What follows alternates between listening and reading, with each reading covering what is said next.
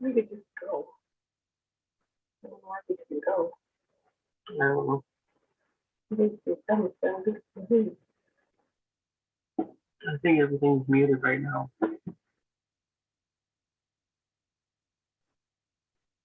Exit full screen.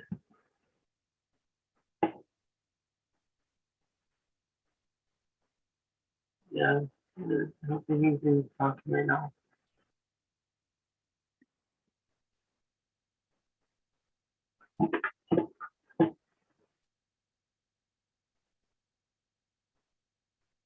Yeah, there's nothing here. There's nothing yet. Well, for you the whole time.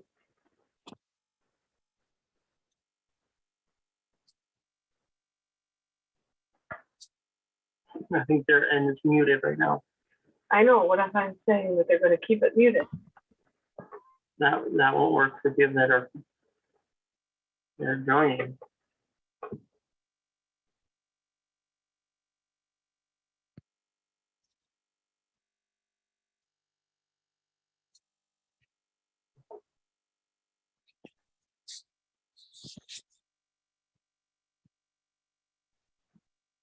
I'd like to see this book, not that.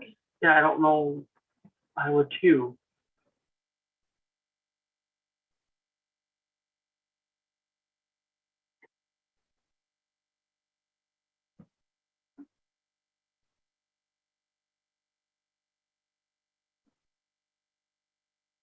I don't know why they're just not doing it.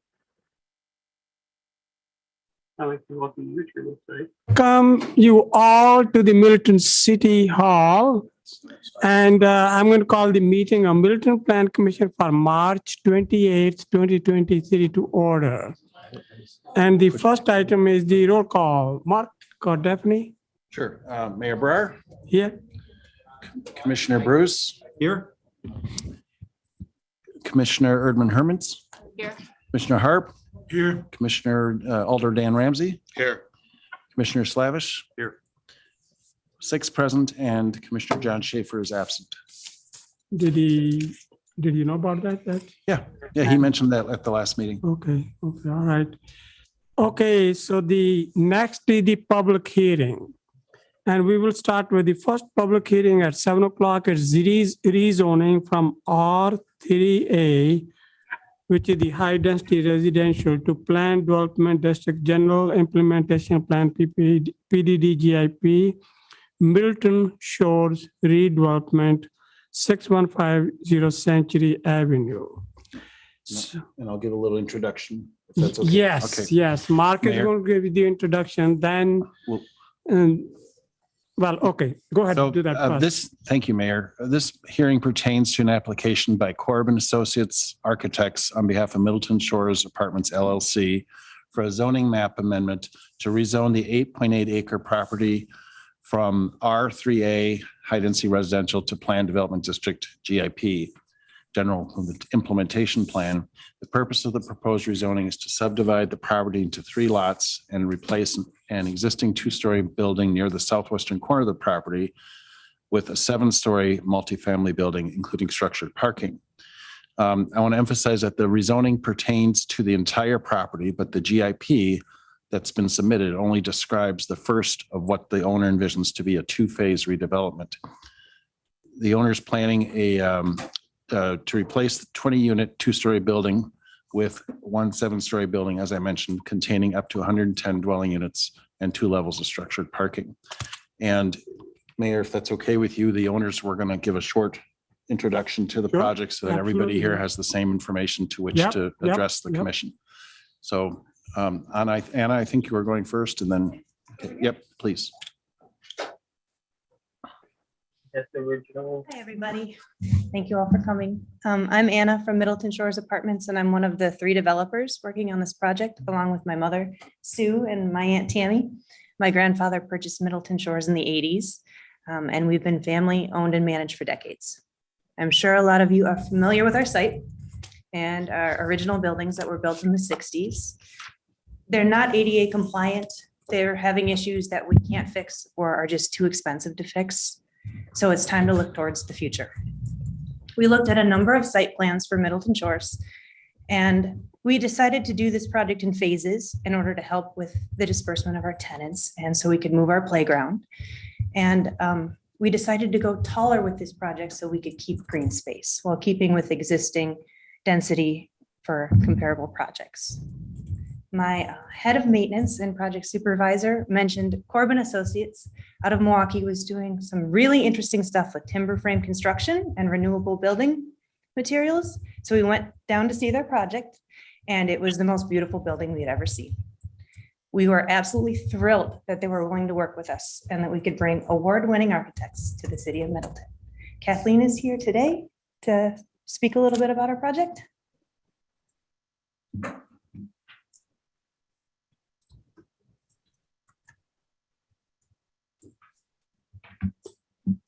Good evening. On behalf of myself and the staff at KA, our design team, we are thrilled to be invited into your community to explore the possibility of doing a mass timber project here. As Anna mentioned, we have an abundance of experience in this realm, and we're very excited about the sustainable aspects and the innovation that it brings. So we are just thrilled to have the invite to be here. I'll just go over briefly kind of what the project entails and build off of what Mark has already mentioned.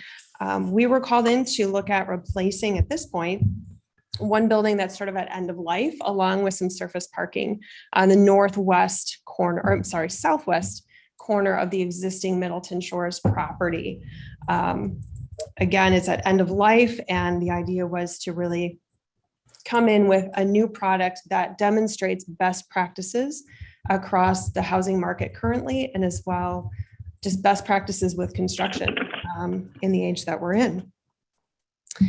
We are introducing some new green space along some of the major ways along Allen Court and Century Avenue. As we looked beyond our boundaries as well, we saw opportunities to not just introduce this new construction in this new building, but new connections to pedestrian paths, bike paths, and vehicular pathways along this site. So really starting to weave together with the surrounding community. And this client in particular has been really open to, again, looking beyond their boundaries and how can they become part of that fabric even more than it is today. What we're proposing, as you can see, is on that southwest corner, we're proposing 5 stories of residential units over 2 stories of parking. We are anchoring this building at the corner along Century Avenue, our prominent way, with a 2-story lobby space, again, to kind of connect with the surrounding community. The parking levels will be blended into the residential layers and stories by the use of the same materials across all levels. And we're looking at high quality materials, brick, metal panel, and more glass than you would typically see on a multifamily project of this nature. Thank you for that. So on the right-hand corner, you can see that double height lobby space to just keep that welcoming and inviting presence along Century Avenue. And you can see that all of those material forms blend in from one story to the next. We create those forms through different material uses. And we also use the balconies being both recessed and, as you can see on the east, and then we'll see later on the west facades in a projected form. So we're creating some rhythm and some pattern and visual interest on each of the facades. Our design team really looked at the orientation of each one of those facades to respond to the sun angles that we experience on each of those faces, and then also the views to the conservancy and to the lake. As we move ahead, and hopefully we are able to move ahead with this process, we'll look to introduce a natural material palette Again, so that we're really paying attention to our context and blending nicely with the surrounding community. So we will continue to develop that as we move forward. On the interior, we will continue to develop that and look at, again, best practices for innovation and sustainability, and further align ourselves with the comprehensive plan and the vision that Middleton has for the city. Additionally, we'll have amenity spaces, including fitness, club room, and as you might have seen on the earlier slide, a rooftop terrace roughly to the north that will have both hardscape and softscape opportunities. Thank you.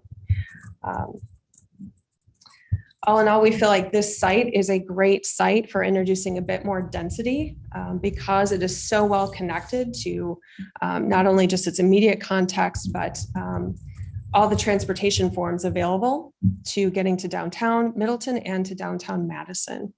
So we feel like this is an opportune location to introduce such a high visibility project that would bring mass timber to the forefront and just embody kind of the principles that we know are important to Middleton. Thank you. So who's next? I think, is that it for the presentation at this point? Yeah, I think if you want to Okay. move to the hearing there. All right, so now we're going to move to the public hearing. And each one of you have 30 minutes. Please identify yourself, and Mark will keep track of the time. And we're going to start with Pam Costi. Did I pronounce it right? Pam Costel. Costo. Okay, I apologize.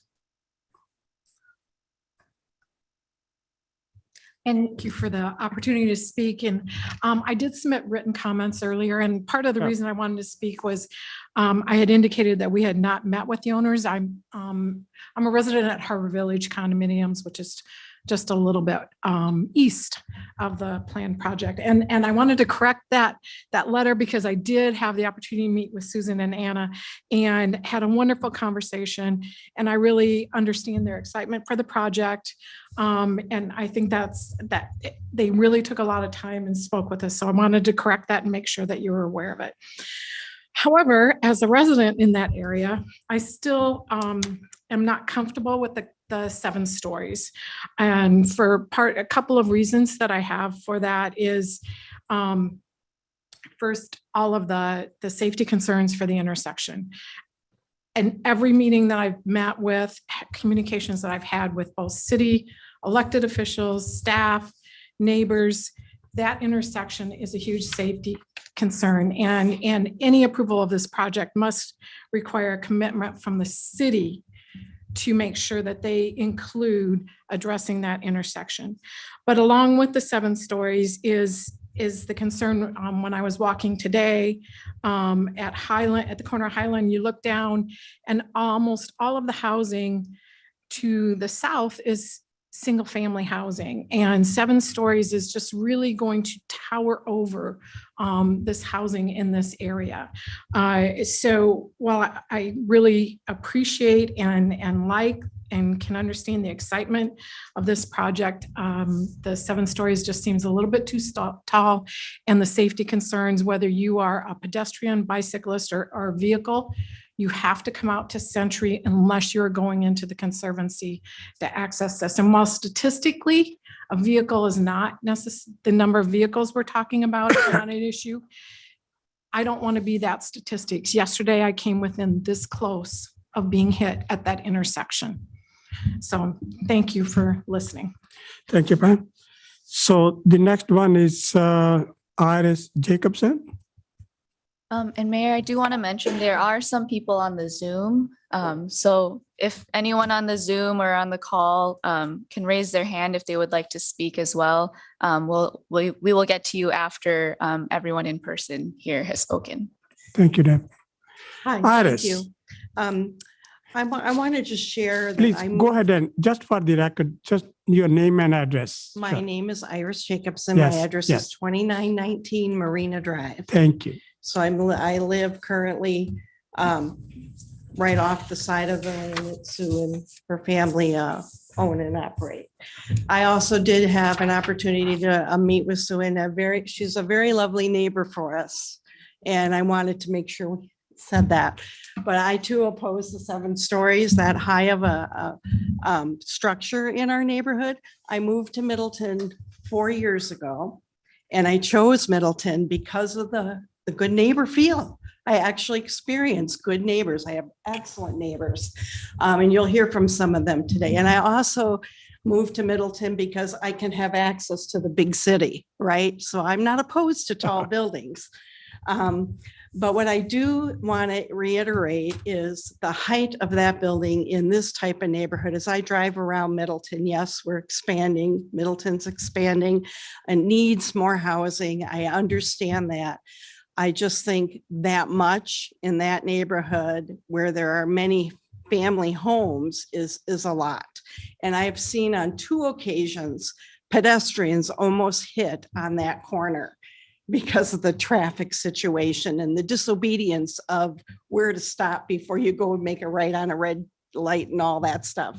Very dangerous in that intersection. Other things I wanted to say is I think the building is lovely. I did not hear the developer address the ADA compliance piece that you brought up, because that would be important, but I would imagine that code would cover some of that. I do think the green space and the conservancy are a very special area, and to mass produce. What happens after this building, phase 1 is done, there's a phase 2 coming right behind it, another 7-story, which they have offered to do a shade study and all that. I do feel that may shade some of our existing buildings. A rooftop looking out over into my yard might invade some of my own privacy as a homeowner in that area is another reason. Sorry, I don't know why I'm nervous, but I am. It's because I do enjoy Sue as a neighbor, I guess, and I don't want to totally oppose, but quality of life. What is the city doing? I have, excuse me. I looked at all the redevelopment and this article alone, and I'm sure it's not covering everything that's going on in Middleton. And some of them are, yes, up to 7 stories, but when I drive around now, there are not that many 7 stories. They are not a majority in Middleton, 4 or 5 maybe. But I don't know if they can put that parking garage in the ground. That way they only have the 5 height. Might be a nice compromise for us. So I'm sure I'm over my 3 minutes. You're right at 3 But minutes. thank you, yeah. Mark. Thank you. Next one is Raymond Abrams. Hello, my name is Raymond Abrams. I live at 2923 Marina Drive. Pretty familiar with this area. I'm an underwriting counsel with a title insurance agency in town. I would like to echo my concerns, my neighbors, particularly regarding the variance for the 7-story building. And looking through these plans, I just don't see a compelling reason to grant a variance in this particular circumstance. In fact, I think if you look at the area as a whole, there's evidence to the contrary. Particularly, we do surround a conservancy, and if a satisfactory reason to grant a variance is a developer wanting a larger density in a larger lot, this would be, you would think, one of the least likely situations where that should be granted. Again, I'd like to echo the concerns as well. I don't see any soil testing.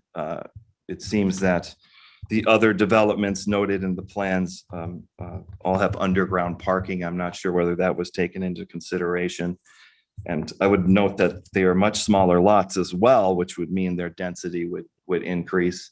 I don't see any justification for the variance requirement for the 7 stories. Apart from that, their plans call for it. I would just suggest perhaps they change their plans to be more similar to the other approved development areas. Thanks. Thank you so much. So the next one is Ann Shomich. Hi, I'm Ann Shomish. I live at 6109 University Avenue, 6509, sorry. And I'm only kind of mildly concerned about the project. I know those buildings are old and need to be redeveloped, but that is such a sensitive site right next to the Conservancy. Has the environmental impacts of the building been taken into concern, whereas tall buildings next to areas where there's lots of birds flying in and out? Are there design features that can be done to minimize birds flying into the building, or has that been taken into consideration at all? So I think I'm just concerned more about the height variance at that location. That I'm not sure that other places in Middleton, 7 stories is probably fine. But right next to the Conservancy, I find that concerning. And I guess the other thing I'm concerned about is the loss of affordable housing units.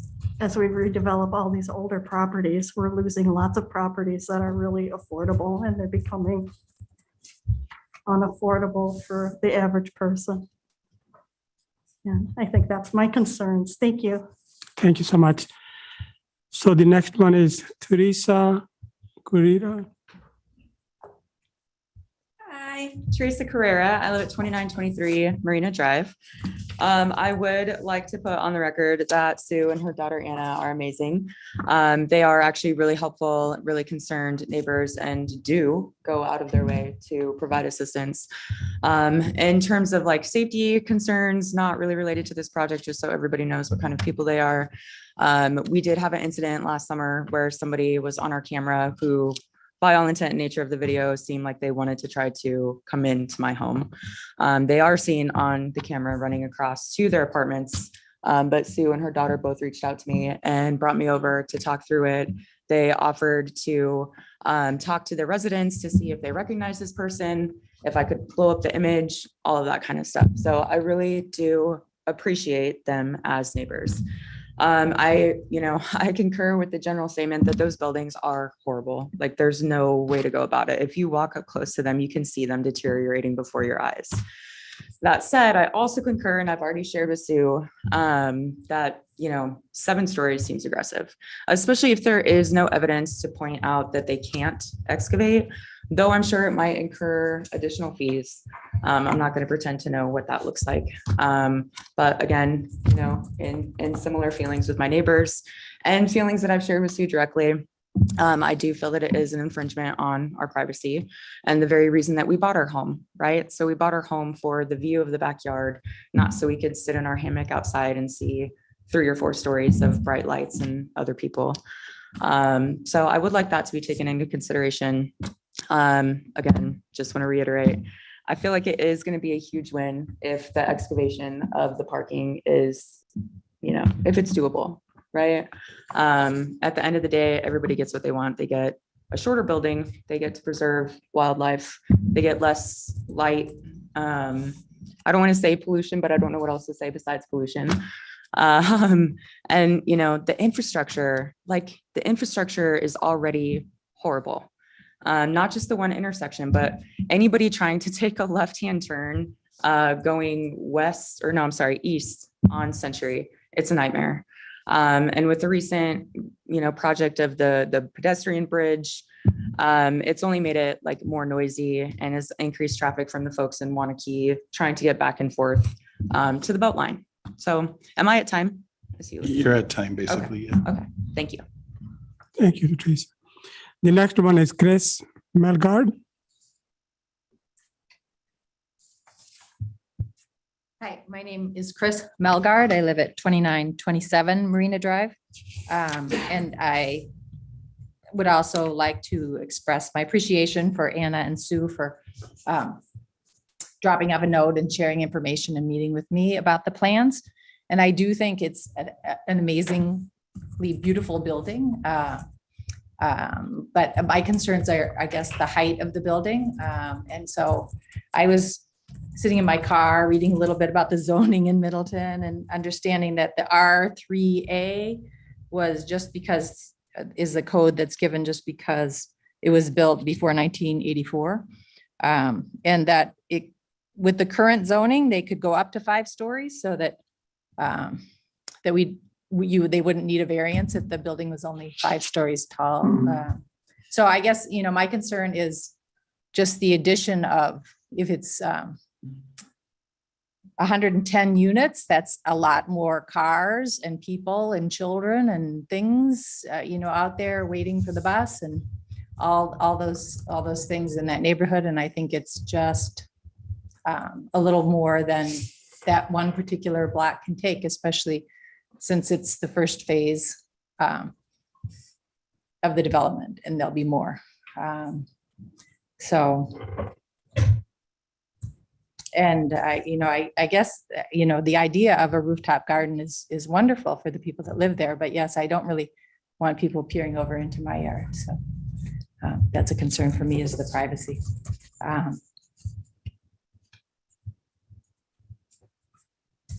The intersection is a big concern, and I would hope that, when people want to go down Marina Drive, because when they're walking, because they can get to the walking path there, and yet there's no light there. And so I would think that would be something on Marina Drive at Century Avenue.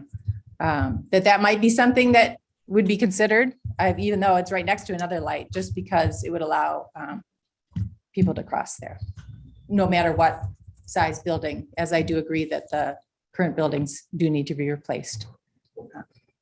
So I appreciate your time. Thank you. Okay, thank you. So next one is Scott Henry. Andre.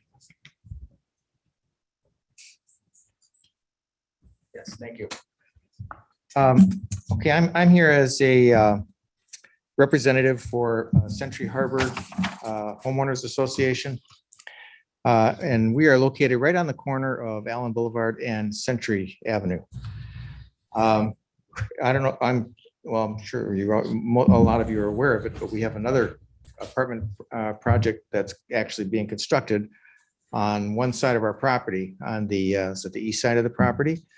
And they started at 7 stories, of course, and then they came down to 4 stories, which was a much more reasonable, we felt, approach to the problem. And the adding of so many people in the area is a big concern. But then when we found out about this one, 7 stories across the street, it's like, what is going on around here? It's like, why is this happening? There's something, I can't help but wonder that there isn't a lot more going on that we don't know about.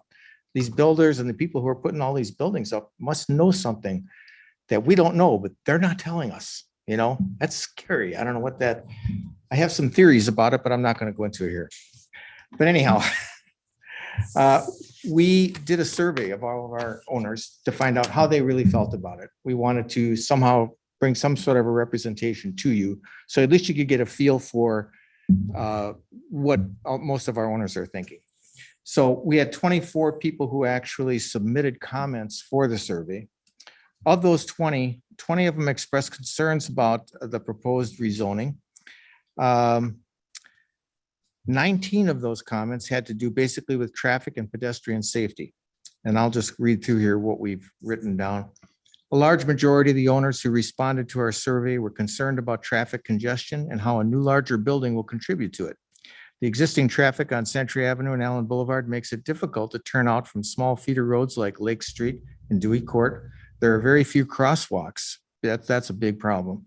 And drivers are distracted and speeding. That's a real speed trap in that area, leading to a dangerous situation for pedestrians and bicyclists. Number 2, we had 11 comments that basically dealt with this topic: size and compatibility with the neighborhood. Many of our owners believe a 7-story building is too tall and does not fit to the character of the neighborhood of the city.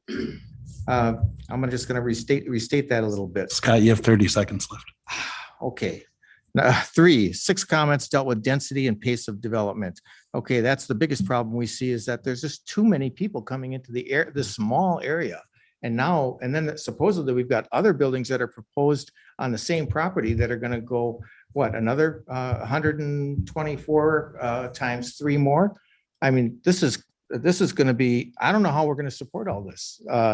Certainly with the infrastructure that we have, the streets, I don't think it can handle it. But not just me, but many of the people in our complex.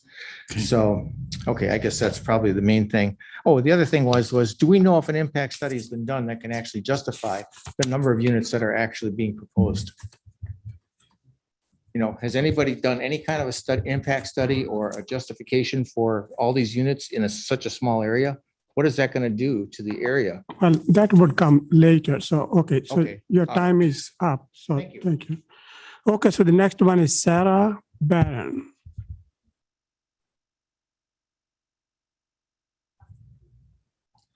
Oh, you do not wish to speak. Okay, that's fine. Okay, so the next one is Jeffrey Corneri.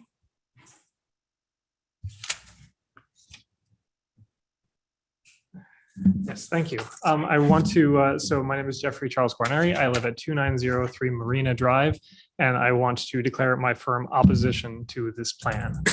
Now, we heard in the beginning a sort of compelling sounding presentation from the owner and the developer, but there was largely a lack of substance to that, especially when it comes to talk of building a sustainable building.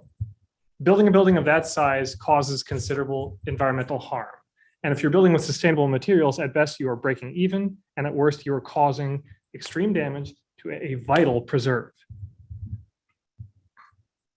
Furthermore, there are a number of animals that call that preserve home and whom this would threaten. There are bald eagles residing there. Their habitats are under threat across the country, and construction like this is only going to further endanger them, and they are a critical species. I would echo also the issues raised in terms of invasion of privacy that a number of my neighbors have raised here, especially with regarding the rooftop garden. There will be considerable noise coming from that, and especially if there's no curfew on when it can be used until. That could mean that we're at 9, 10, 11 o'clock in the evening and people are still carousing up there and preventing all of us who live there from sleeping.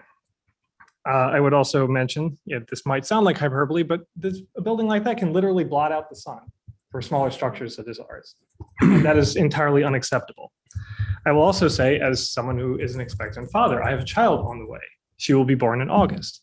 Our schools are already fairly crowded, and I have been delighted to see that Middleton time and again votes to raise our property taxes to fund our schools. That is wonderful. But the last round of incremental funding did not take into account expansion of this size, to my knowledge. So I am very concerned as to what this would do to the overcrowding of my own child's school in the short term. I also want to really poke at this claim that there is this space on the bottom floor of your building that will open up connections to the community and be a community space. It will not be that. It will be a treehouse for luxury apartments that were built in a way that evicts low middle income residents and leaves them with nowhere else to go. There's no mention of affordable housing in your plan or affordable units, and that you are kicking people out on the street and giving them nowhere else to go by building this building and simply replacing them with people who are making over 6 figures a year. And finally, I want to stress, as some of my neighbors already have, that this sets a very dangerous precedent with regards to rezoning. That if this 7-story structure is approved, then they can build another 7-story structure on that same site. And the problem will only get worse. Am I at time? Thank you. Thank you. Okay, so the next one is Justin Jambardi. He's not going to speak, but he's in support of item 3 and number 4 on the agenda. Is there anyone else who may want to speak at this time, either on the internet or here? Tad Dockery has his hand raised on Okay, Zoom. Tad Dockery, please go ahead. You have 3 minutes. Identify yourself, give your street address, and you got 3 minutes. All right, I'm Tad Dockery. I live at 6631 Century Tad? Avenue. Huh? He's talking. Just 1 second, Ted. We can't hear you. All right. Is that on my end that I need to unmute? I'm not sure. I'll try unmuting. Ted, go ahead, try talking. I'm Tad Dockery. Can you hear me now? We can't hear you yet. Okay. Try again, please, Ted. I'm Tad Dockery. Yep, Can you hear? We hear you. Thank you. All right. I live at 6631 Century Avenue, apartment number 7. I thought I was coming here tonight as in my role as a member of the Pedestrian Bike and Transit Committee. You have too many parking spots. We don't need 2.4 car parking spots per unit. It's a bit excessive. Conversely, especially next to what will be a major bus stop when the new line comes through. On the other side, you have no bike parking.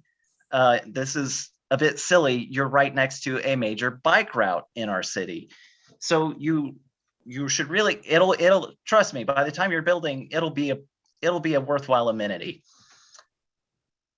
But really, I think I'm here tonight as a renter.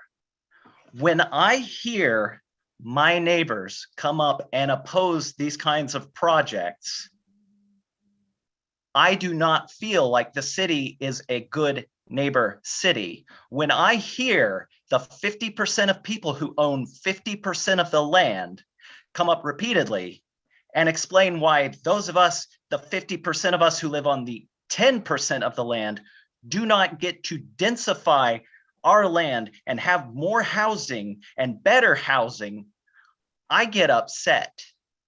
When I hear them justifying it on the grounds of there won't be affordable units. My rent has managed to stick with inflation, but that is only because more apartments are being built to match the overstrapped demand for apartments in Middleton. Because we are, again, confined to 10% of the land, while the 50% who own 50% keep us there. It's upsetting.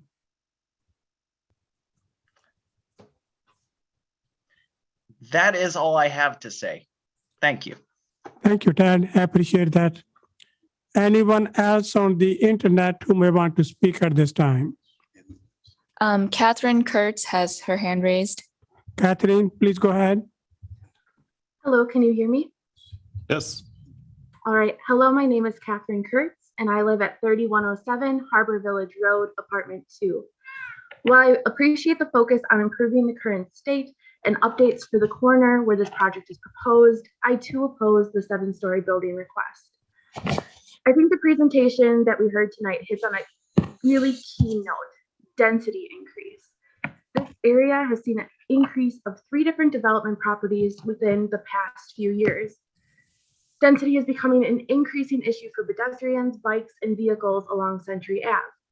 While the proposed building at 7 stories looks very nice in mock-up, I believe the 7 stories is less about appreciating the area and instead taking advantage of Middleton views from an interior property while increasing the revenue rentability. While I don't oppose redevelopment of the area, I think it should be done at 5 or less stories, like other new buildings in the area are held to. This is much more reasonable height to be respectful of current neighbors in regards to views and privacy, population density, and traffic. From my current home, I can watch the sunset on my patio. With 7 stories, I believe I will no longer be able to appreciate this quite in the same manner, as 7 stories will tower over the trees and block out the sun. Thank you. Thank you. Anyone else, Stephanie? Alder Emily Kuhn has her hand raised. Elder Emily, please go ahead. Thank you. Thank you. I want to say I appreciate that the developer came and shared her vision, her interest in the sustainable materials. It is a forward-thinking building.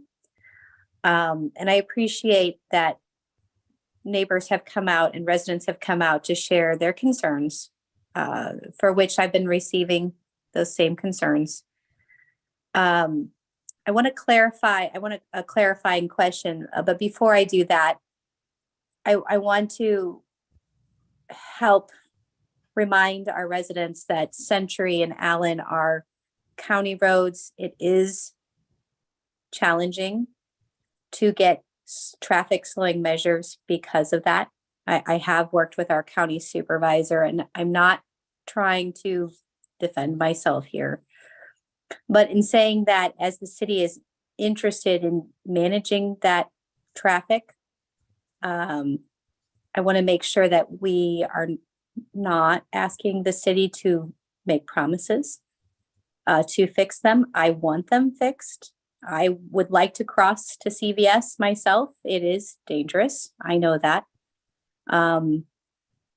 So I do plead with the city to consider that. But that is probably a different meeting to have that conversation. I can tell you that some of the residents are interested in exploring a roundabout there. I don't know if everyone would be open to that.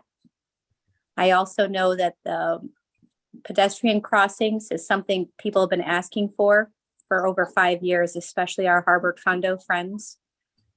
Would not surprise me, Marina Drive also feels that way because of the bus stops. As for my clarifying question, it's to the family, the owner family. Can you remind me how many units you currently have and how many units this first building would be? Because if I remember correctly, there's a differential of maybe 40 apartments. And the reason I'm asking is because of traffic impact. Obviously, more is more, but I would like to know if you have a number Mark, to share with the group. number, I think it's the 20 units now. And So they are, Alder Kuhn, they are proposing to replace a 20-unit building with a 110-unit building. And then eventually, as a second phase, if it came to that, they would replace the other 60 units that are in 3 20-unit buildings. But that stage of that phase has not been presented to the city. Okay, we are talking about only this first phase. Right, Let's not right. confuse with any Right. others. So you're saying they have 20 apartments in that one building and they're replacing it with So it's a net- 140? No, it's a net gain of 90 units. Okay, so this is a public hearing now, Right, so I guess. Right. Thank Just you. answer the question, right? Okay, thank you. Thank you. Okay, thank you, Emily. So now there's Is there anybody else? Mr. Shaw, please go ahead. Unmute yourself and you got 3 minutes. Identify yourself, give your address, and you got 3 minutes. Please unmute yourself. How about now? Yep, that's good. Yeah. I live at 3442 Nappy Drive in the village of Bishops Bay. And I am very disappointed with the entire actually mapping of the current buildings being putting up without any height restrictions. And there is no understanding at all when you create I'm a physicist. So from point of view of the thermodynamics and also the wind current, when you put up a 7-story building, any reflections of impact of the wind in incoming wind actually will reflect back to the lower apartments. And besides that, all the buildings I have seen and have gone up in past few years, they're extremely ugly and there is no character to them. I think it's time to city should not basically to be open up to just any developers. They want to have more apartments and unreasonably they're raising the price for no apparent reason. I have friends, they live in that corner of the CVS, the place that you are planning to build, and should be justification. And even the new construction is going and is ridiculous. The prices are even providing that they said there is 800 square feet, you're charging 2,500. This is not San Francisco. And they has to be giving a thought to you cannot just keep building and building and building for no apparent reasons. And also you have to think about the traffic. I'm a biker myself too, and that's a very dangerous area to basically even to bike, let alone to have tons of the car and traffics, and is going to create an enormous amount of problems. And that is not the location that to put a 7 stories. Even the ones in that at the corner of the Branch Street, that should have not been going up in that height as well too. So you have to respect at some point the architectural beauty of a city. It's not just the piling up just bunch of buildings going like up. This is not the New York City. It's insane. It's insane. It's ugly. It's ugly as hell. Please try to finish within few seconds. Your time is up. Yes, they should not be building it, period. That's it. Okay, thank you. It should be the same level. If they want to do that, they should be the same level as the opposing apartment. That's it. Single level. That's it. Okay, thank you. It's just happening and happening and happening. When you guys are thinking about, Sir, your time is up, sir. Yeah, Sir, I your understand time is that, but it's important. I think it's good for you guys at some point to travel to other countries, European countries, to see the architects of that one. Sir, you have been heard and your time, 3-minute time is up. Yes, the time is. So what is the point of having this meeting? Just to be so much. restricted to 2 minutes? On the internet who wants to speak? Yes, Lonnie Anderson has their hand raised. Okay, please go ahead. Lonnie? Hello. Hello. This is Bridget Anderson, Lonnie's wife. 2935 Marina Drive. I would also like to echo my neighbor's concerns. I am not opposed to Middleton Shores redeveloping. I understand their buildings are old and maintenance is getting too high for them financially. But I think there's just far too many apartments that they're proposing here in an area that's already very congested. And then I also feel on a personal note that I am being somewhat pushed out of my neighborhood. I haven't heard my other neighbors talk about it, but Middleton Shores has come to us on a couple of occasions wanting to buy our townhouses. And I don't know if this was because they felt like if they bought up some of our townhouses, they would not get as much pushback on their future plans for this building. Or if they just kind of want to take over that whole area. But I have raised 3 children in my townhome. I love my home. I love the area that I live in, and I feel like I'm being pushed out. So that's my 2 cents. Thank you. Okay, thank you so much. Really appreciate that. Anyone else? Bridget, how do you spell your first name? Bridget. Thank you. Daphne, is there anyone else? No one else on the Zoom has their hand raised. Okay, is there anyone else who may want to speak from here? Sir, you were wanting to go ahead. Come over here, identify yourself, give your address, and you got 3 minutes.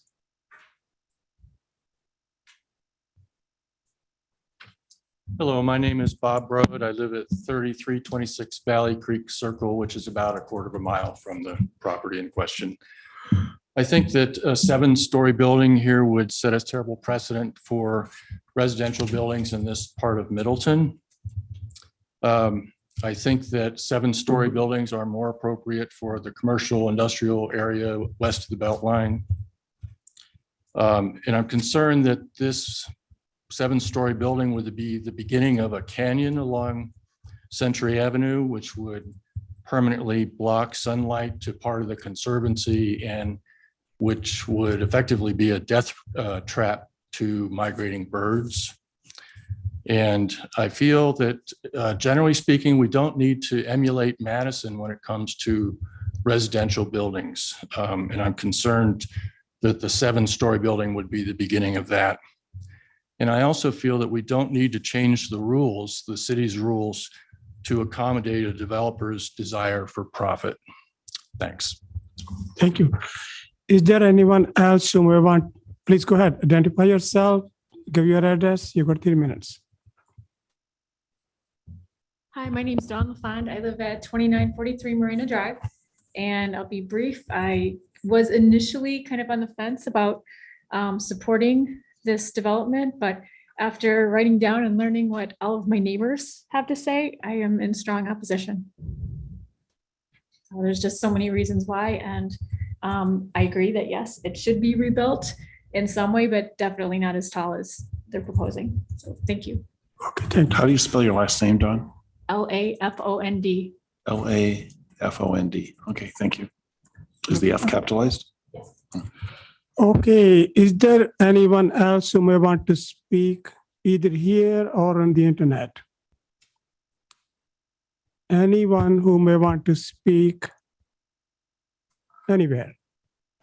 Okay, I'm going to close that part of the public hearing and we're going to go to the next public hearing, which is the, If I can just, sorry to interrupt, I just ahead. want to note that we had received the one statement from an indication of registering an opposition from Sarah Barron. You just hadn't mentioned that she was in opposition, so I just wanted to note yeah, that for she the record. spoke here. So. No, she had asked Oh, not to okay. speak. Oh, okay, yes, okay, sorry. Mhm. Anyone else? You had some. And I want to mention, we had received 4 statements. One was from Pamela Costel. You heard from her earlier. Kirsten Kleckner, Rosalie Hall, and Mark Collins. And I presume that the statement read on behalf of the Century Harbor Owners Association was the same statement that Mark Collins presented. So those, we sent those to you earlier. Yep. Okay. So now you can close the hearing. Okay, okay. Yeah. Okay, so that public hearing is closed. We are now to the conditional use permit to allow building height to exceed 5 stories. This is Middleton Shores redevelopment 6150 Century Avenue. So this is the hearing for having the conditional use permit for other than 5-story, which is permitted there, having 7 stories. Anyone who wants to speak, you can raise your hands or you can come to the microphone. And I just wanted to mention, Mayor, to try and help this process. I just wanted to mention that the reason this is on the agenda is and it's confusing, I know, to have 2 hearings on what seems to be the same project, which it is. The reason this is on the agenda is because the future land use map in the city's comprehensive plan identified this property as multifamily residential, and the plan's definition for this land use classification states heights not to exceed 5 stories except by conditional use. Conditional use is a type of zoning. So a zoning district has permitted uses. For example, single family residence would be an R1 zoning. And then they have conditional uses, like if you wanted to have, it's the previous person. So we have a series of permitted uses and conditional uses with standard zoning districts, and the land use plan, the future land use map identified this this land use category, multifamily residential, as a conditional use for anything over 5 stories. I presume that the comments that we heard previously relate to this, but if anybody does have specific comments to this request, which pertains only to the southwestern corner of the property, not to the entire property, just the southwestern corner that's been identified as lot 2, then that's what this hearing is about now. Anyone? So otherwise, I guess if you are opposed to having this conditional use permit, you're welcome to come and speak. Go ahead, please.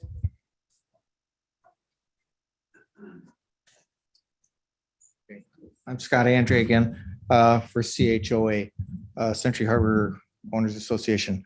The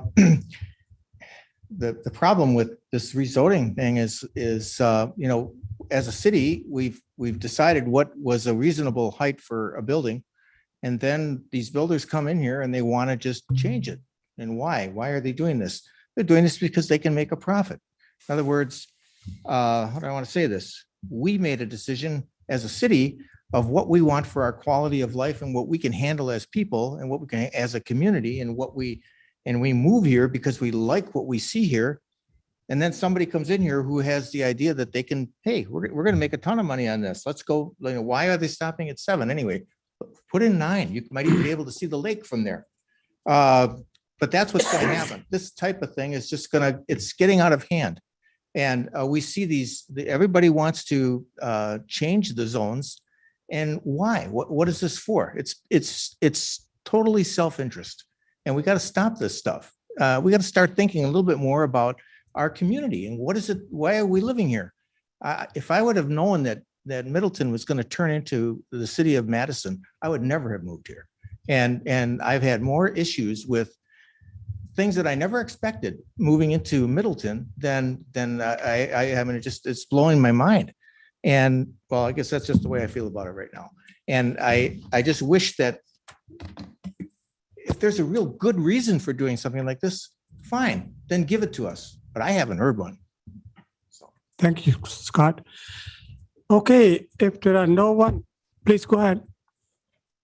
Identify yourself and give your address. You got 3 minutes. Hi, my name's Sarah Barron. I also live at 2903 Marina Drive. I already had my opposition on the record for the prior one, and I just wanted to bring forward one more point that we clearly all have a lot of concerns about the traffic in the neighborhood and the dangers. And it's clear from what Emily Kuhn said earlier that there's not an easy path forward to fix that right now. So if it's going to be something that we don't have a solution for now, why are we adding more problems to the situation? So I just wanted to add that one last point to it. Thank you, Sarah. Anyone else? Please go ahead. Hi, Raymond Abrams, 2923 Marina Drive. I'd also like to point out that the property to the south has a bike trail easement, and then across the westerly portion, it goes around towards the Conservancy. And I haven't seen studies, but I would be curious to see about potential overburdening of those easements. Also, directly behind the proposed 7-story building is an open space easement, which a 7-story building overlooking an open space easement seems to defeat the purpose of that easement. Thank you. Thank you. Okay, please go ahead.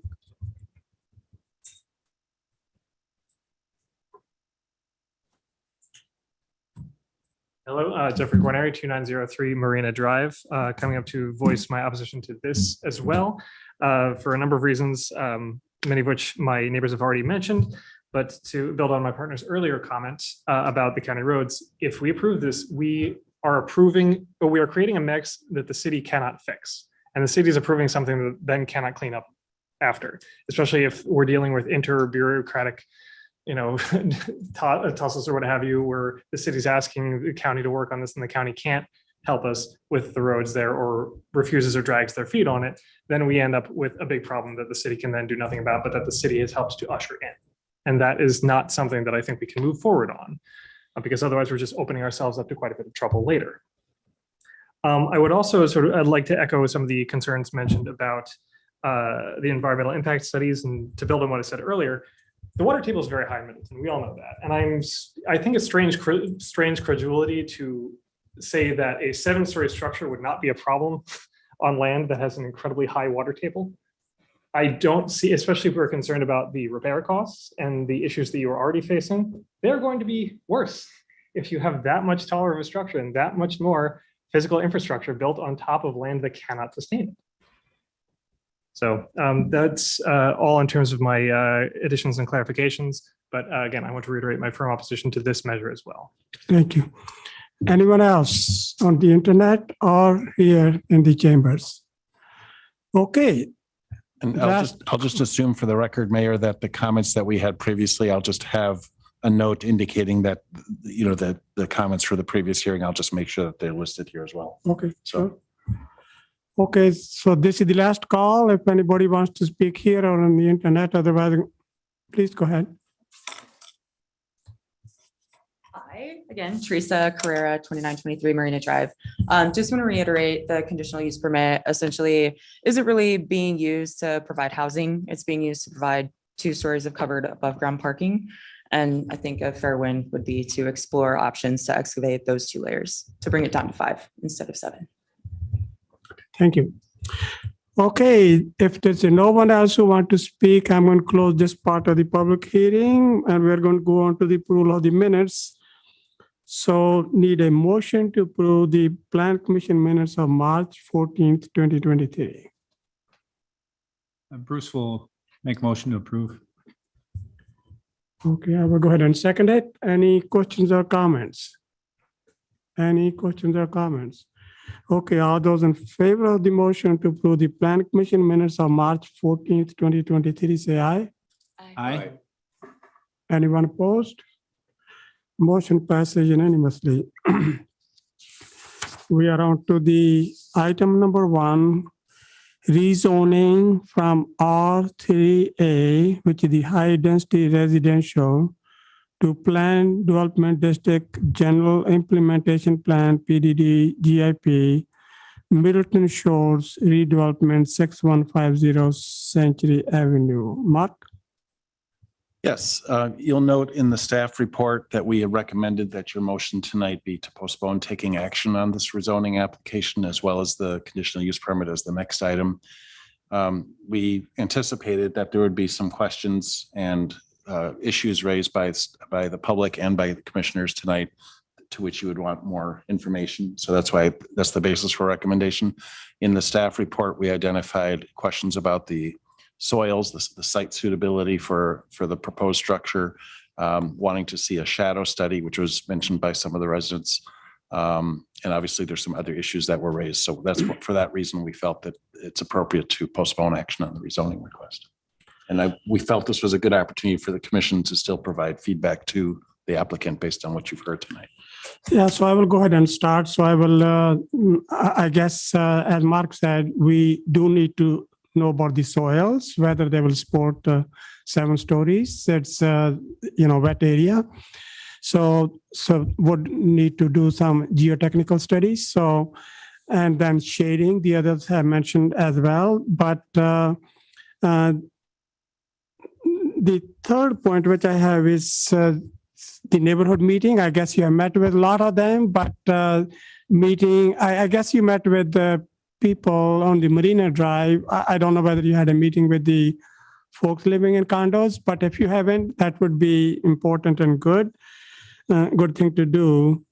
So the other question I really have for the staff is how many 7-story buildings we really have in Middleton other than west of the Beltline. I don't remember if we have any 7-story buildings. So in any case, it is close to the conservancy and wet soils. And I would also like, since it is sort of affordable housing, so it's not the responsibility, but it's a moral duty that those 20 people, they find some place to live.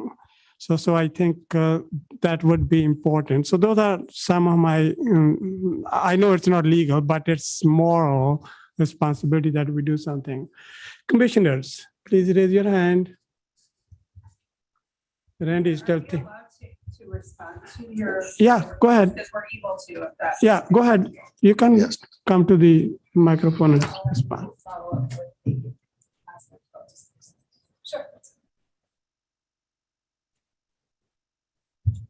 Yeah, so I'm happy to address some of the concerns that were voiced tonight. And I didn't mean to be too brief, but I didn't want to take too much time up front this evening. In regards to the soils, Mark and I have had that discussion. The building of the 6150 building, just kind of north of what we're proposing, was a great benchmark for us to look at as designers when we started this process. We would typically go below grade. We have many projects that would lend itself to that. This is not one of those because of the soil conditions. And furthermore, the practical experience that our client has had when they built the 6150 building, also during construction, they experienced challenges. So now we're armed with that information. So up front, we're trying to make good design decisions. So just to kind of answer that, I realize there are still concerns, but that would be our reasoning for not pursuing that as an option as we typically would. So to clarify that, the shadow study request, we have it complete, so we will send that in. It really proves out that the impact doesn't reach as far as I think the concerns that we heard tonight. It doesn't reach beyond our borders. And we're happy to show that in our next submittal. And not to get off topic, but I definitely clearly heard the concern about the rooftop amenity. And I just wanted to clarify that that's occurring at the second story and not the top story.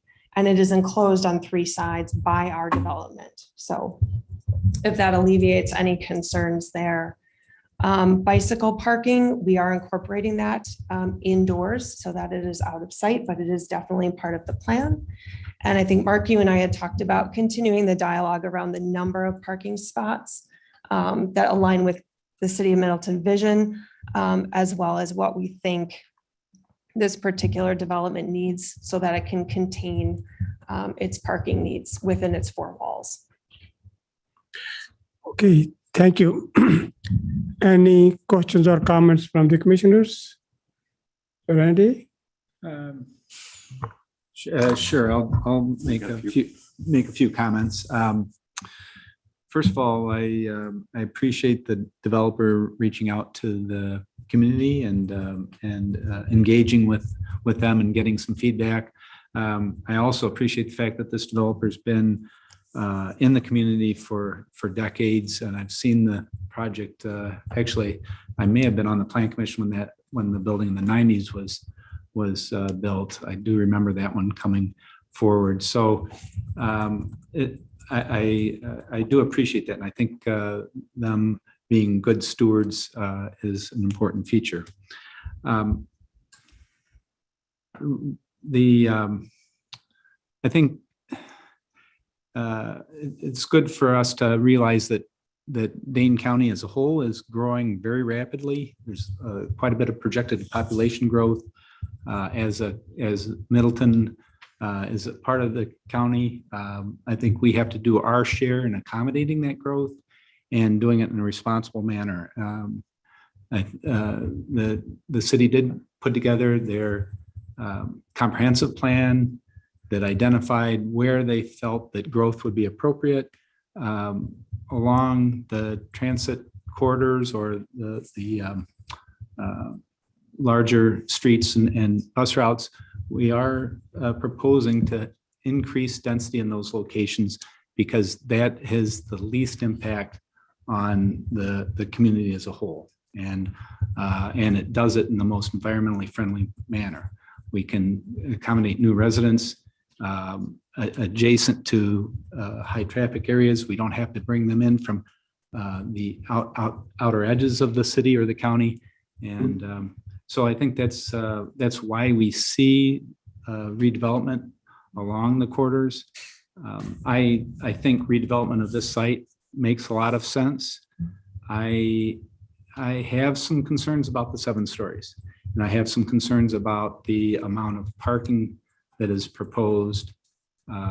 We're wanting to bring housing units along this location because of its transit capabilities. That would indicate to me that we don't need as much parking as a typical suburban development. And we're approving developments at 1-to-1 parking ratios now. I think something along those lines would certainly be more acceptable. Seems to me we might even be able to lose 1 level of parking. And if we were to push the parking down into the ground, whatever we can do, we can certainly help mitigate the height issues. But I'm very encouraged by the development as a whole. I just think that we need to try to listen to our neighbors' concerns and do what we can to maybe still accommodate the same densities or nearly the same densities, but at a shorter structure. Thank you. I don't want to put anyone on the spot, Michael or. Yeah, just a couple of follow-up questions. I know, Mayor, you asked about kind of the plan. This would be a question for the developer. What's to be done with the folks that will be displaced as you face this construction? I'm not sure we answered that question, so I'm curious as to the developer's response to that. Yeah, that's a question for me.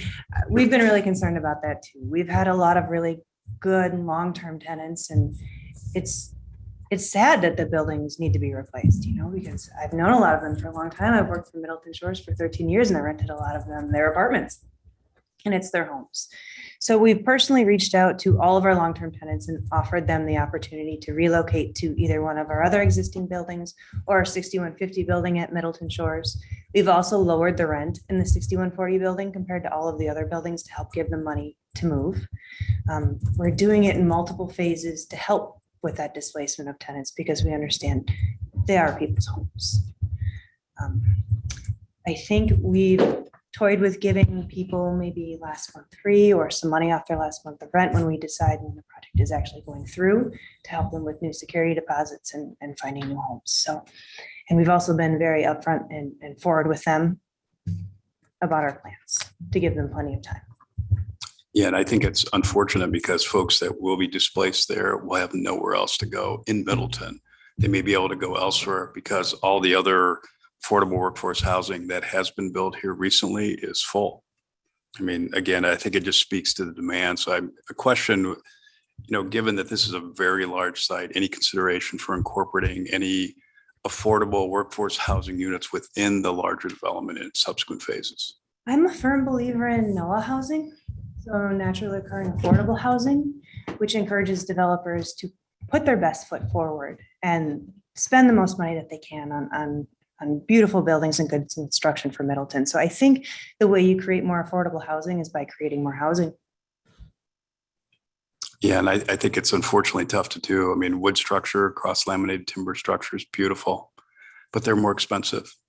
They're more expensive than wood frame. They're more expensive than post-tension concrete. They're, again, they're beautiful structures, but they are more expensive, which of course requires higher rents, which makes it almost impossible to offer, units at a more affordable rate under a NOAA structure, unless it's some not-for-profit that's doing that. I mean, I think that's just the reality of the marketplace, unfortunately. I think Sue would be better able to talk to this because when we put up our 6150 building, that was a new building and we did not build it cheaply, but now it's middle road, which is what everybody's missing, right?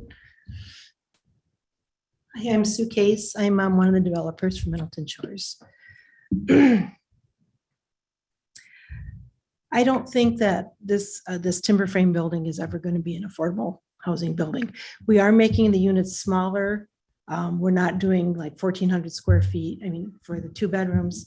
And so that will help. But I think what Anna was talking about is just increasing the housing. The more housing you have, then the lower level housing becomes, the trickle down thing, it becomes more affordable because it's just more housing. Our Middleton Shores building was top of the line when we built it. And now it's half the price of new construction is what we're renting it for. Of course, we tend to keep our rents a little bit lower than most people because we believe like in the full occupancy. And I just think our motto for Middleton Shores is it needs to be a good place to live, a good place to work, a good place to own. So we just try to look out for everybody there. The other thing I just wanted to say, and I love that you guys showed up. I recognize a lot of you, and it was really nice that you came to talk to me. You said nice things, and I understand your concerns. But I just want to address the 7 stories for a minute. So we looked at 2 other architects for this property. And if you look at what's being built in Middleton right now, it's edge to edge, 4-story property, right? Edge to edge. And so what we looked at doing is if we could go 7 stories, then we could push our building back away from Marina Drive and that whole area from the parking lot back to where the buildings are now. We want to leave that green space. And in that green space, we can put the bike trail. We'd get that off of Marina Drive. And the other thing we're thinking is if we can keep our density up near the road, 7 stories, I mean, we haven't done phase 2 yet. You haven't seen it, but we're looking at keeping the whole 30 building. That's the building back by the woods. That would be open space. And then half of that building that faces you, the 10 building. So we want to keep like 2.5 acres of free space back there. And one of the reasons that this has a lot of parking on it is we're looking at extra parking for the conservancy. So if we have this 2-acre area that's public space and we can get some parking for conservancy. I know when the bird groups were going through, they couldn't find a place that they could all park and be together to go into the conservancy. So we're thinking if we had a spot, we could do some public sculpture. Maybe we could do some conservancy education. We could maybe do some plantings, that shows. We could do some farmers markets. I mean, we'd have an open, it's our architect, sorry, Kathleen, she's still here, was saying, well, this is the perfect place for the pool, in your complex. And I said, well, yeah, but that doesn't open up to the community. So like we were trying to solve some of the problems that you have on Marina Drive by this project. And I'll just talk about density, one more thing, and then I'll be done. I have 3 minutes. Right now, our density is 14. And like Stagecoach and the stuff that's going up is 35 plus. So we're very low on our density. So we're not looking to get higher than anybody else's density. We're looking to get higher density than we have. So if we go up to 35, we're talking about like 310 units, something like that. We can get those in 2 buildings and we can get them up to the road. And then we have some breathing space that we can do some lovely things in the back. So that's kind of the reasons why we did higher density by the road. So I think that maybe answers your reason why we decided to go that high. I mean, we could do that. We've got plans like this. Have you heard of a Texas donut? You put up a big parking structure and you ring it all with apartments, and then you put your extra parking all out here, and then your whole site's paved. And then when we're talking about the 7 stories, it's kind of nice for Marina too, because the first story, 2 stories are going to be dark because that's our parking. If we put that underground, now you're going to have lights like on the 1st and 2nd floor. So we thought that's nice. Let's get the lights up above you guys. So we tried to solve a lot of the problems we could see with the building we put up. We weren't trying to do this for profit. I know that was brought up a lot, but this building is expensive and we don't expect to make a profit on a family for our family for like 10 years, but we're in it for the long term. We're already on our 3rd generation. And I think we got the 4th coming too. So we just wanted to bring something really beautiful to you guys and something that we could really be proud of. So thank you. Thank you, Sue. And I also want to say thank you when you worked with Mark on that bike trail. And he told me that you guys were very cooperative, and I want to say thank you for that. So Mayor, just a couple Go of ahead. follow-up questions, kind of in response to some of the comments that we heard tonight. I think when we, as a planning commission, normally look at a site like this, I think about kind of the Bruce Company parcel. The entire parcel is planned. It's not just one development on the corner. And I think part of the concern here, I would imagine if I lived in this area, would be, I don't know what's going to happen with the rest of this site. And I normally you would think that there would be kind of a general development plan that defines the entire site, and then we'd address specific SIPs with each of those phases. And I'm curious as to why the entire site isn't planned for us to kind of react to. So please go to the microphone. Go ahead. Good question. So we have a real good idea of what we want to do for phase 2, but a lot of the questions we get is, well, and a lot of the comments are, well, it's all planned before we even get a chance to say anything. So we wanted to not come with a fully developed plan. We want to get people's input too, and we want to incorporate that. And also, I think we're going to learn a lot from putting up phase 1. We're going to learn a lot, like what unit types people want, what are they looking for, and amenities. We're just going to learn. Even I can't even think of what we're going to learn at this point. So that's one reason so what we were thinking of is the building that you see. Then we were going to put, the architect had mentioned we should put like a matching building, like coming up, and then a 40-unit building, like where the 30 building is. And I said, but that covers our whole site again. I said, can we take those 40 units and put them over and make a bigger building, like 165 units? And then we can have all this beautiful open space that I think is really valuable to the community.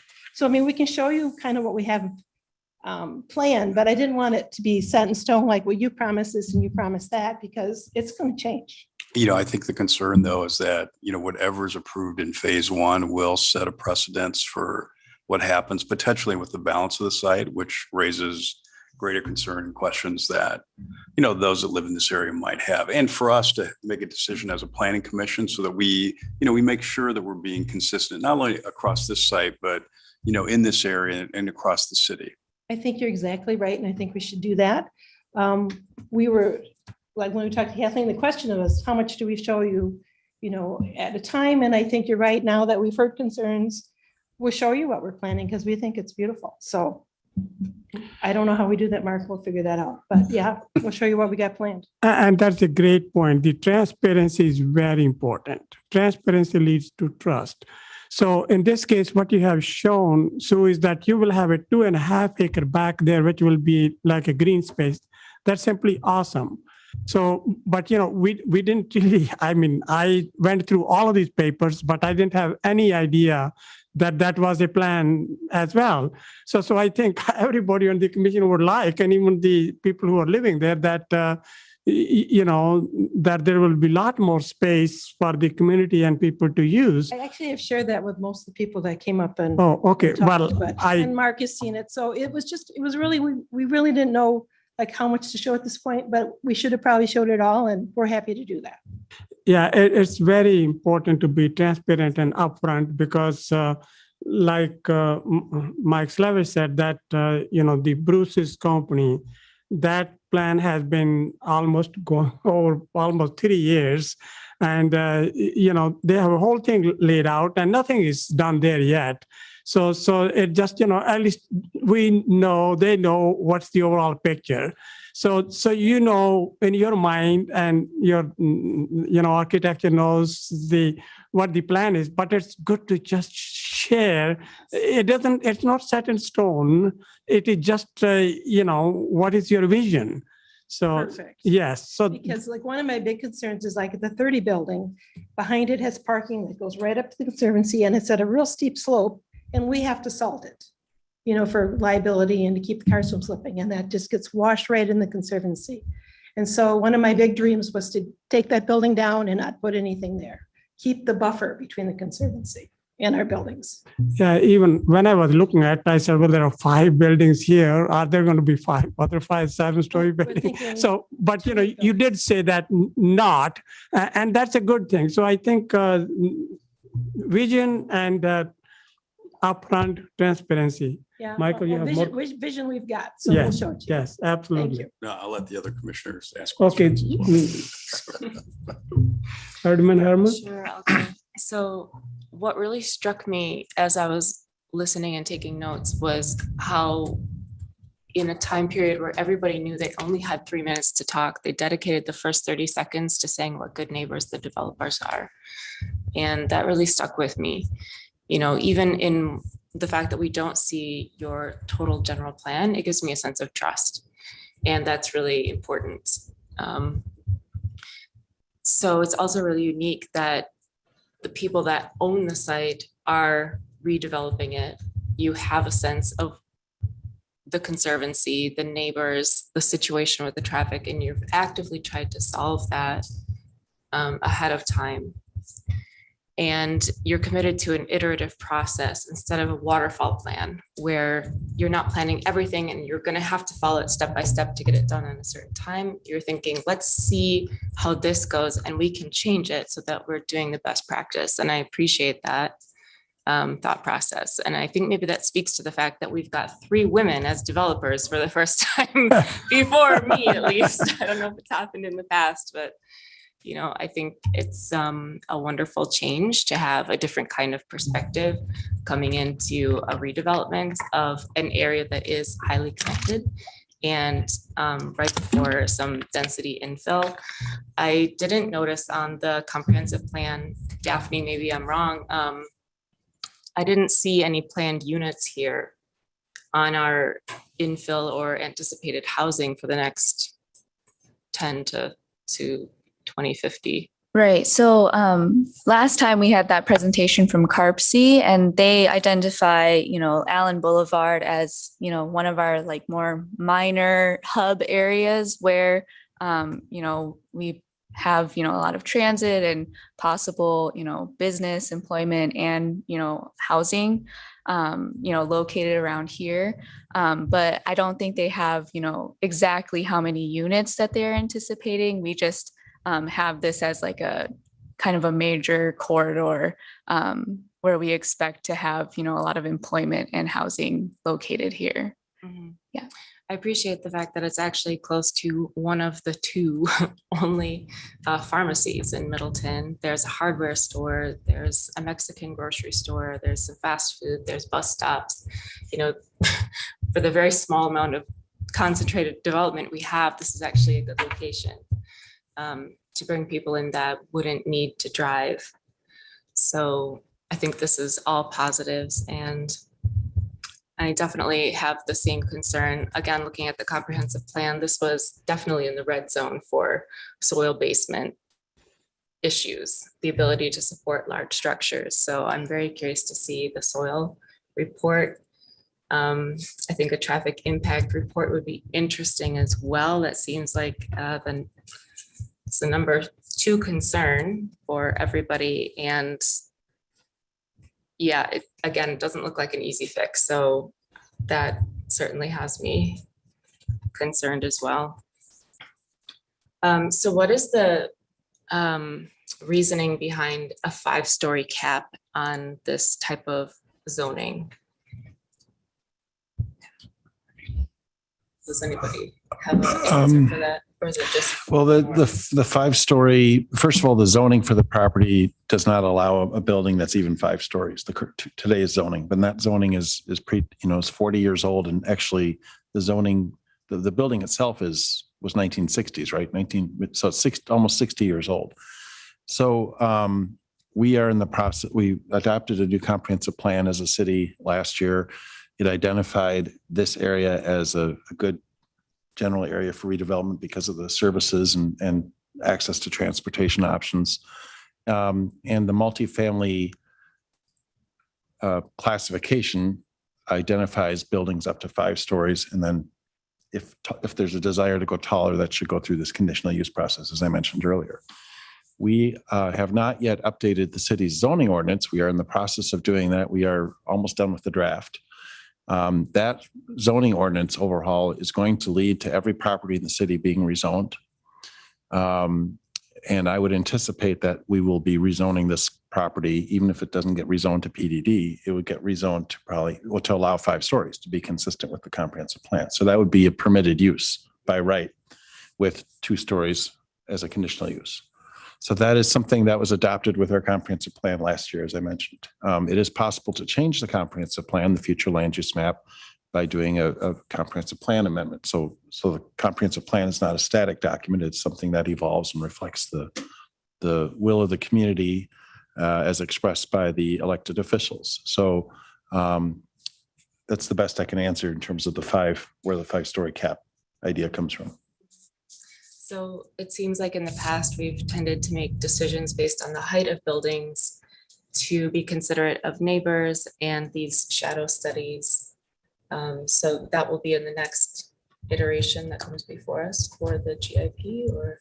Well, I think what I'm sure we're hearing tonight is that there's a desire to get more information. So, I'll be working with my colleagues and the applicants to get the information and to provide a fuller context for the site. As the applicants mentioned, they debated, they said they don't have a firm plan for the rest of it yet. They have a lot of ideas, a lot of vision, but they knew they wanted to start with this and have a phased approach so that they wouldn't displace their tenants. They didn't want to just level the site and build, and that would displace everybody. They wanted to do this in phasing, which I'm sure is a cost issue too. So that's why it's been sort of this incremental approach, but they do have ideas that they can express. I've seen a drawing too that shows the on the northeast side, removing the building that's at the northeast corner here. I guess this mouse won't work on that, but that low-rise building on the northeast side would be removed, and essentially be added to the conservancy or at least support the conservancy with some parking and some green space. So, I mean, I've seen those drawings and they've indicated a willingness to, to have that dialogue with the city. So that's the next step is postpone this and let us work to bring this back to the commission. Yeah, I guess I'm just curious, on what basis do we as commissioners make a decision to allow a variance from 5 to 7 stories in the future when this would be zoned? Yeah, well, and I do want to address that. It's not a variance. The request now is a rezoning, and then to go to a conditional use is a conditional use process. That's not a zoning variance. Those are different things. But you're saying what the basis for that is you tie those zoning decisions to the comprehensive plan. You link it to the plans adopted by the city. And obviously there's a public involvement component, which we're having here and is going to continue. So ultimately it's a planning commission recommendation to the common council to decide whether to, first of all, to rezone the property to, as I indicated with the rezoning, the zoning ordinance overhaul that we're doing, that will be a decision process for the city, for the council, which affects the entire city.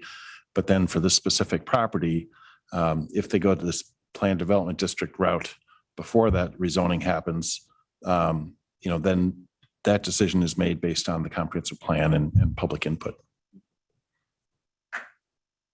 More questions? That's all I've got. Okay, Chris?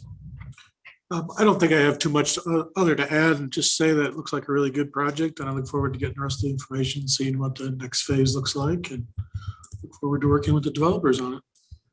So like division, Elder Ramsey? Yeah, I think everything's pretty much been said. I shared a concern with 7 stories. I shared a concern with the amount of parking. I think the parking is excessive. I think you can get rid of a level of parking. If you can get rid of a level of parking and like Commissioner Bruce said, if you can maybe sink that a little bit, even if it isn't all the way down, depending on what your soil studies are, you can save part of a floor that way.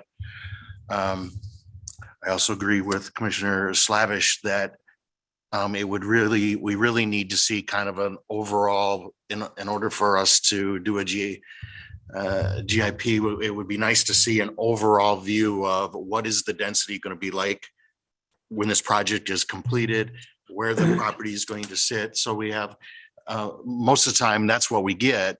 And then even then it's phased. I mean, and you can make changes at the SIP, but that sets out the general, this is how many stories each building is going to be. This is about what the density is going to be.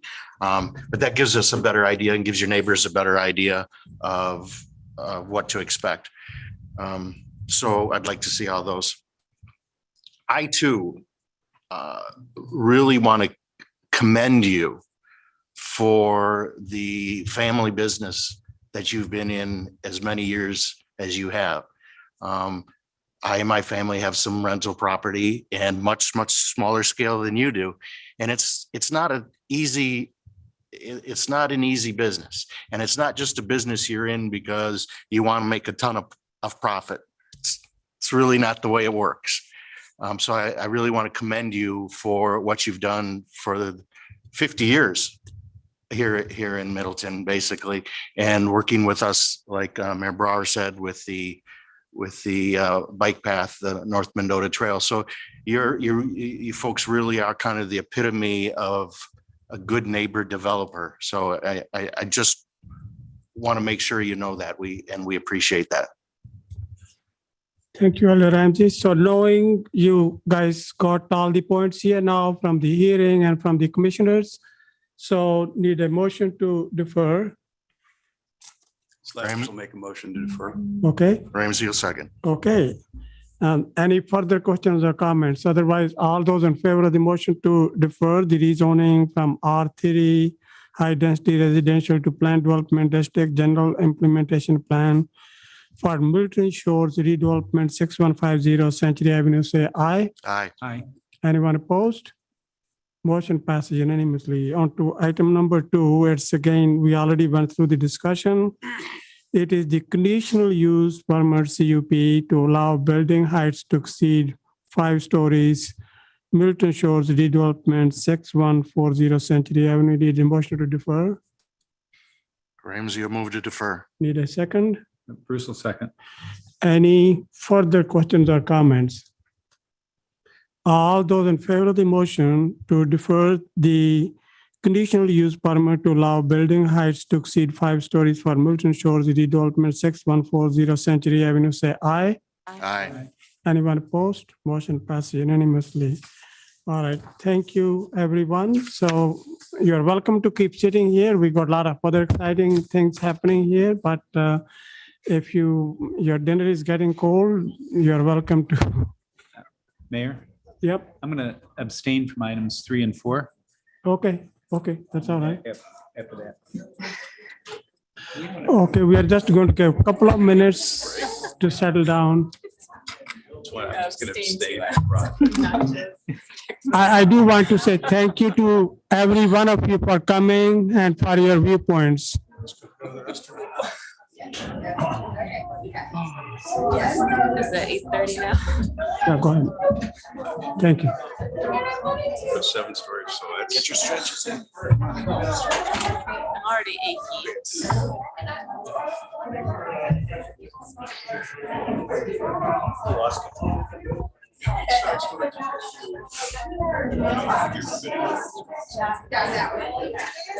What a difference between these folks and T-ball. Oh, yeah. I mean, I've seen like the traditional timber frame, but I'm not sure I've seen this house like.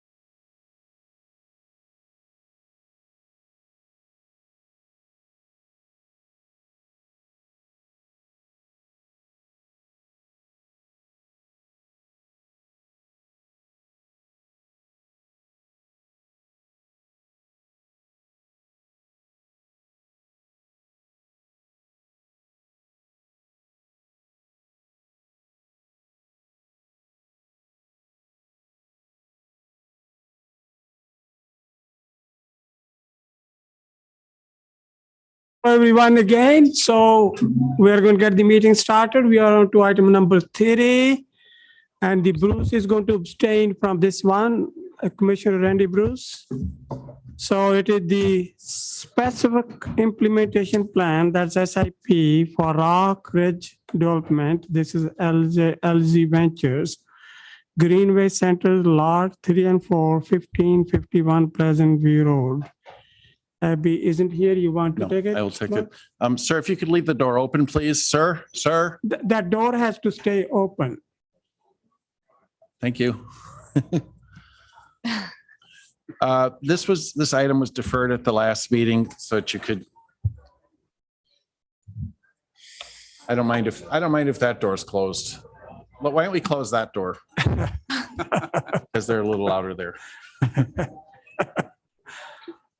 Or just about close it, but not completely. Okay, No, it's, all right, as long as one door is open, that will be fine. okay.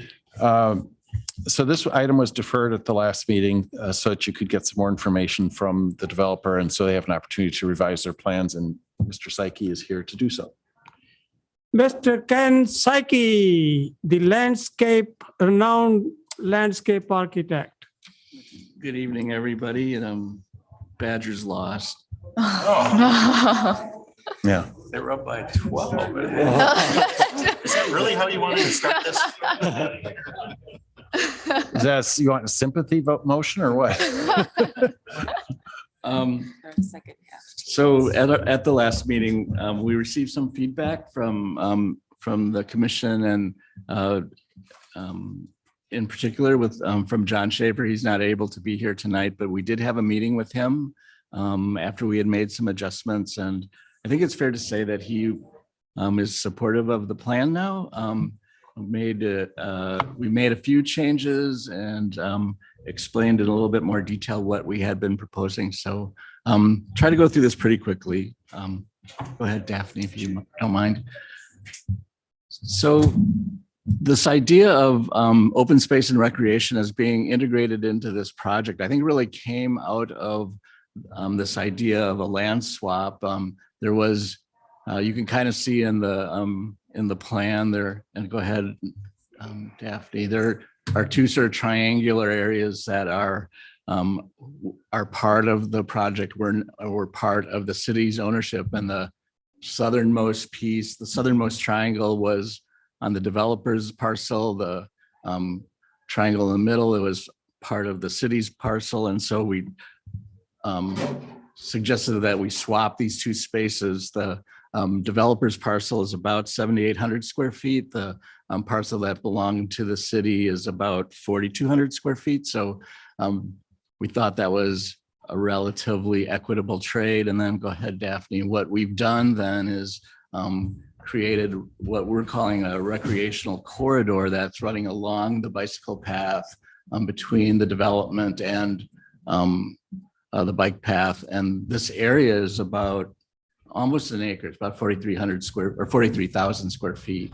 It does include the clubhouse building and the pool, which is obviously specific to the development, but it's the developer's intent that this space become available to the public. It won't be fenced off. It won't be, won't be any no trespassing signs or that kind of thing. And go into some of the provisions that we've added to the plan to make it even more inviting. So go ahead, Daphne.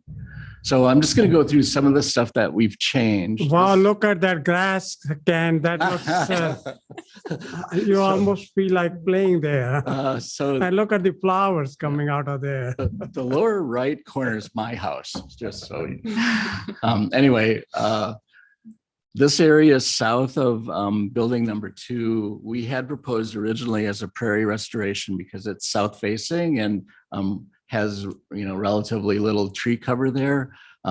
We heard at the last commission meeting that you all were looking for some space that might be more of a grassy space. And so we've changed both the revegetation of this area and also the grading. So the sort of trapezoidal shape in green there is, we've flattened it. So it's about a 2% slope in either direction. So it's relatively flat. The area between that trapezoid and the bike path is a slope about 3 or 4 to 1 in pitch, but able again to be stabilized with the meadow, the fescue meadow that we're proposing there. So that's a change to the plan.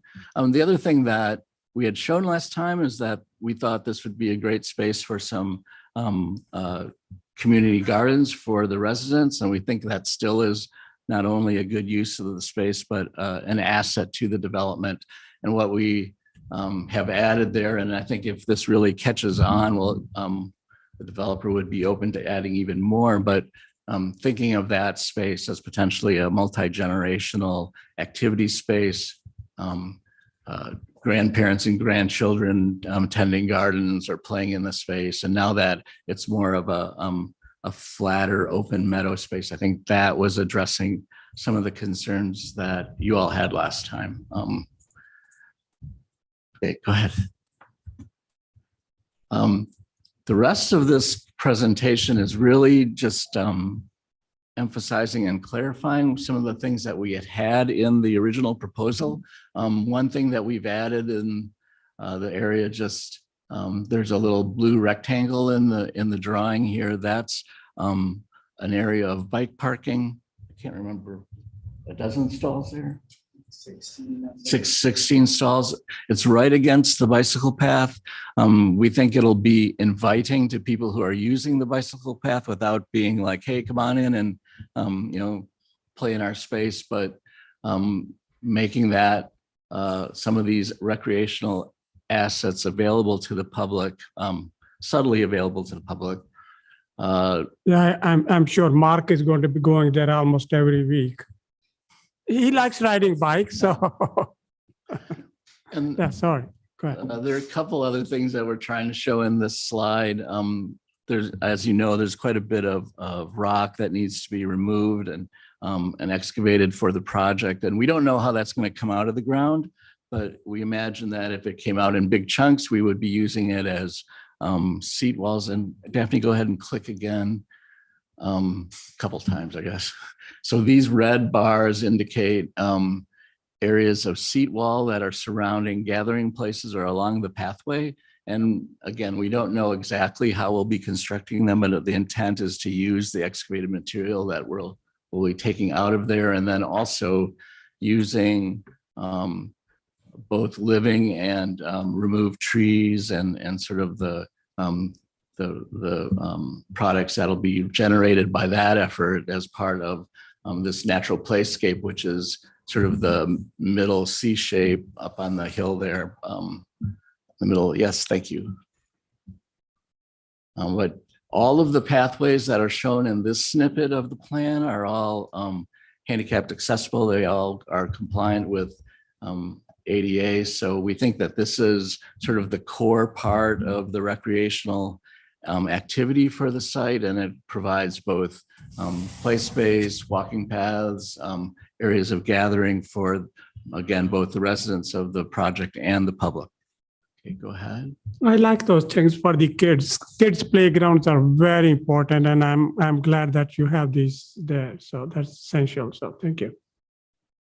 And then we had shown this last time, but again, just to clarify, we have the need to provide an exit off of the patio space that's adjacent to the building. And so we're imagining that exit's going to be sort of a sculptural item that might even really engage some of the trees that we'll be saving in this area. So making that sort of tree house experience for folks. And then to clarify again, the vegetation management for this area of the site, we're going to be coming in the photo of the site is in the upper left. You can see that it's there's a lot of mature trees in different ages, but also a lot of thickety underbrush. And it's our intent to clear the thickets,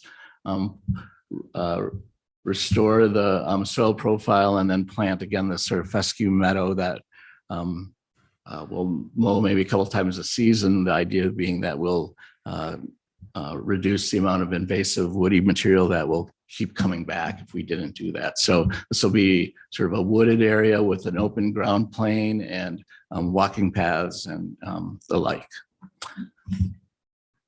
I think I have some more slides that just show things that actually weren't brought up or weren't controversial last time. So if people have questions about the rest of the development or the planting scheme, I can talk about that. But I think the issue on the table from the last meeting was the sort of nature and type of recreational space that we're providing for the project. So I'll stop there. Okay, let's hear the questions from the commissioners. Anyone? Well, I'm really glad you got the playgrounds, but the other thing which we don't have in the ordinance, this is a very high end development, but having said a learning center, we can make it as a requirement. But I'm sure the developers would want, some sort of a learning center for the children. So I think maybe with time we will start requiring when there is such a large development, but we have not put any ordinance together. But that's a good for this development so that the children would have some access to books. Because we have only one library here, not everybody can come here. So having some sort of a learning center would be a good thing. So any questions, Lorenzi? I'm good with this. Chris? Looks good. Herman? Is there a community center indoors? Like a community room indoors for the residents? Yes, there is. There's a And that's where you will, few community spaces within the 3 buildings. Okay. Mike? No, I think it's great development, great ad, Ken, incorporating some of these additional green elements that were really important to us as a commission and certainly to John, who's not here tonight. So thank you. Well, we will let him know. But it's good you got a community rooms and books, they always go together, and computer terminals. Okay, need a motion to approve. And if I can modify the staff recommendation just slightly, I would recommend, based on our ordinances, that the motion be to determine that the SIP is reasonably consistent with the GIP and to recommend the council approve the SIP with those bulleted items. Okay, So moved. okay, need a second. Second. Any further questions or comments? All those in favor of the motion to approve the specific implementation plan SIP for Rock Ridge Development, LG Ventures, Greenway Center, lots 3 and 4, 1551 Pleasant View Road, say aye. Aye. Anyone opposed? Wow, this has been a long time, started with the other developer and finally it's there.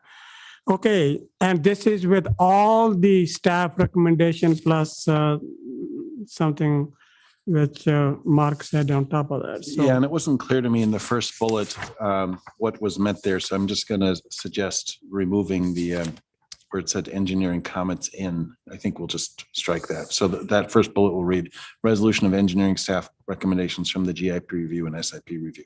That should suffice. Okay, we are on to item number 4, which is also related to this one, certified survey map, Rock Ridge Development, LZ Ventures, Greenway Centers, lot 3 and 4, 1551 Pleasant View Road. Mark? This is simply the CSM that accompanies the development. So we, very straightforward motion with the contingencies listed there. So what is this outlot number 1? It wasn't there before. It is not going to be independent, right? It will be, so what are we proving here? Lot number 1, 2, 3? Well, And the issue was the street frontage, but go ahead. Yeah, outlot 1 is currently city-owned land for the Conservancy. As Ken mentioned, we are swapping Oh, okay. some land to the city and then to the developer. Okay. But yeah, as Mark mentioned, the comments from the previous round were for, I believe it's lot 2, which was in the rear. Yep. That did not have frontage to Pleasant View Road. So on the revised CSM, you'll see that there's a 20-foot stretch along the north property line that gives that lot frontage. Okay. And remind me again your name. I'm sorry. Justin Zampardi would be Becker. Okay, Justin. Thank you. Okay, questions or comments from the commissioners, starting with Mike right there in the corner. Okay, anyone else? Otherwise, need a motion to approve. Ramsey move to approve with the contingencies. Okay, need a second. Second. Okay, any further questions or comments? Otherwise, all those in favor of the motion to approve the certified survey map, CSM, Rock Ridge Development, LZ Ventures, Greenway Center, lots 3 and 4, 1551 Pleasant View Road, say aye. Aye. Aye. Anyone opposed? Motion passes, and Commissioner Randy Bruce was abstaining. Randy, you're welcome back now, so. Okay, we are on to another big thing here now. There are big changes happening. Item number 5. Specific implementation plan SIP modification for Keva Sports Center expansion 4210 Forsythia Street. Daphne. Yeah, so this is for Kiva. They had come actually in October. You had seen a very similar plan, but just with a smaller building that just had bathrooms. Now they've come back with the larger building that they said they would be building in October, just at a later time. And so this building is relatively the same. It's in the same spot as what they had identified back in October. It's slightly larger, but we think it's pretty similar. It's similar enough to their last plan. And so we are recommending approval as a major SIP modification, since it is, the whole building. Wow, definitely, it's very generous. Did you notice that? She's saying for approval. So I have few questions here. What is the reason for change for a bigger facility? You can come and speak over there.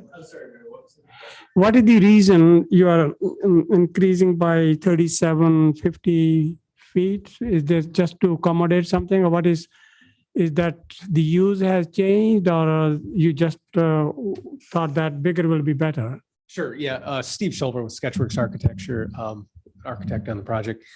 When we first identified the land, there wasn't really a user identified. There wasn't a purpose for the building other than we had drawn a rectangle on the site and said this appears to be a good location for a future building.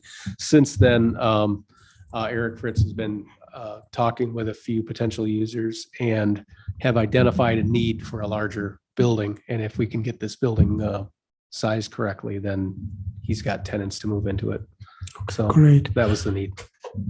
Well, I looked at the diagrams here. It looks great. I like those soccer fields. So they're already used. There's a lot of need there. They're used, yeah. I mean, They play 11 at Eric night. can speak to that better than I can, but They play 11 o'clock at night. Oh, okay. Not right now, but Okay. maybe in a few month. weeks. So what are the other, you envision some other uses for this building, right? Is that for, do you want to say what it would be, or? Well, I don't know that we're at liberty to say specifically who the users are. I Oh, don't think they're okay. signed up yet. I mean, Oh, okay. contractually. But I can say that they are like businesses. They're businesses Okay. that complement Kiva from an athletic standpoint, sporting standpoint. They're not restaurant uses or anything of that like. Okay. So I think they would complement Kiva very well. Okay, so something similar to what Kiva is now. Any questions or comments? Otherwise, need a motion to approve. Bruce will move approval with the contingencies listed in the staff report. Need a second. Slavish will second. Okay, further questions or comments? This is your last chance, Chris or Elder Ramsey? Okay, otherwise, all those in favor of the motion to approve the specific implementation plan modification for Keva Sports Center expansion 8210 Forsythia Street, say aye. Aye. Anyone opposed? Now you remember you're doing the sidewalk, right? That's Yes. already included, so. Okay, Mark, I'm sure you're happy about that, right? We're all happy, Mayor. Okay. Okay, all right. Well, thank you, guys. So we are on to item number 6. This is the extraterritorial rezoning from County A1 agriculture exclusive to R1 single family residential and extraterritorial certified survey map CSM and Town of Westport, Ziegler Dairy Farms LLC, Ziegler Dairy Farms LLC 5421 County Q. Yeah.